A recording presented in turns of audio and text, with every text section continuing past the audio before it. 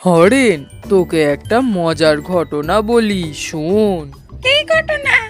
তোর মুখে মজা মানেই মজার কিছু হবে।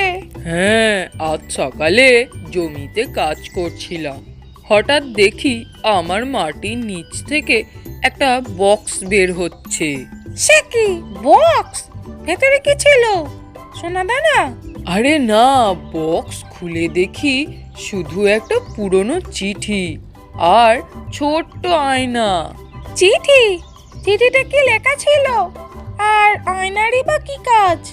আরে, চিঠি আমি পড়িনি, কারণ ও কি সব ভাষায় লেখা আমি চিঠি পড়তেই পারিনি। কিন্তু আয়না হাতে নিয়ে দেখি আয়নার ওপরে ছোট্ট একটা লেখা। কি লেখা?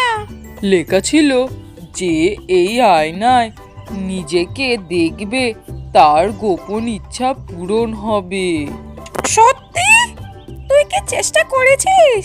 হ্যাঁ, করব না। আয়নায় নিজেকে দেখলাম আর মনে মনে ভাবলাম আমার গরুগুলো যেন বেশি বেশি দুধ দেয়। তারপর তারপর কি হলো? সেই রাতে আমার সব গরু দুধের জন্য লাইন দিয়ে বসেছিল। তুই আমাকে মিথ্যে বলছিস না তো? ধুর, মিথ্যে? যদি না বিশ্বাস করিস, আয়নাটা তোকে দিচ্ছি আর নিজেই দেখে নিস। আচ্ছা ঠিক আছে, দেখবো। যদি কিছু না হয় তোর কাছ থেকে 1 সপ্তাহের ফ্রি সবজি খাবো। এদিকে হরেন আয়না নিয়ে গিয়ে চেষ্টা করে, কিন্তু কিছুই ঘটে না। তখন সে রতনের কাছে ফিরে আসে। রতন, আয়নার গল্পটা পুরোটাই বানানো ছিল, তাই না?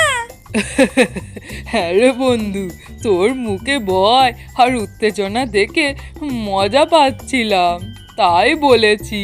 ঠিক আছে, এবার তোকে আমিও একটা মজার গল্প বলবো, দাঁড়া।